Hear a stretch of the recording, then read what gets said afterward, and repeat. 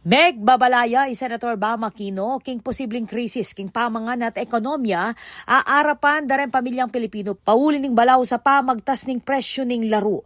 Agpangkang Aquino, mamabo ne king halos 150 pesos kada litro ing diesel, kabang atyo ne king 1,600 pesos ing metong atangki ning LPG. Sangkan bang lakwas bumayat igagastusan ning publiko.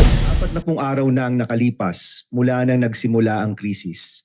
Mahigit 150 piso na kada litro ng diesel, halos 100 piso ang gasolina. Ramdam na ramdam po ng bawat pamilyang Pilipino ang bigat ng sunod-sunod na pagtaas ng presyo nito. Sino po ang pinaka nasasaktan? Siyempre po ang ating mga maliliit na negosyo, mga tsuper, mga arawan na isang kayod, isang tuka. Ang mga nagtitinda po sa palengke na araw-araw ay pasan ang bigat ng renta sa pwesto. Ang bawat pisong pambayad sa renta o mahal na langis ay direktong bawas sa kakarampot na kita nila na pambili ng pagkain ng kanilang pamilya. King hearing ning Senate Committee on Agriculture, didikdik ning senador na maraguling epekto ning tensyon king Middle East king ekonomiya ning bansa.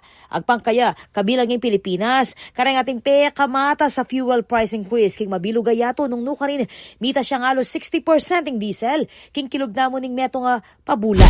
Kailangan mabilis tayo gumalaw dito. Hindi tayo pwedeng papatay-patay. Kasi if we don't move, if we don't do the necessary programs, everyone will suffer.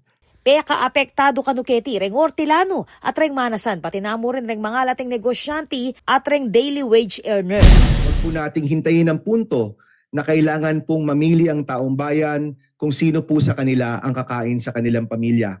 Agaran po ang ating aksyon para matigil po natin ang patuloy na pagtaas ng presyo ng pagkain. Dagdag na pa, injang mika ceasefire, posibleng panandaman pa muna ng epekto ng presyo ng pamangan, karas ning July at August, pauli ng pamagtas ng presyo ng abono.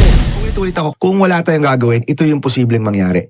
Tataas yung presyo and yung production natin will go down. Binatikos na namang Aquino ang kakulangan king tambing nga aksyon ning gobyerno. Kabilang ning epapapagsuspendi king excise tax at VAT king petrolyo. Kumpara, karengaliwang bansa ape patupad ng tax cuts at subsidies. Kukulay sing senador king mabilisan na takbang ibat king gobyerno kabilang ning pamananggal ning excise tax, pamamiya subsidy at pamanigurado na ustoy supply ning panulo. Libutan na ning 4.1% na inflation.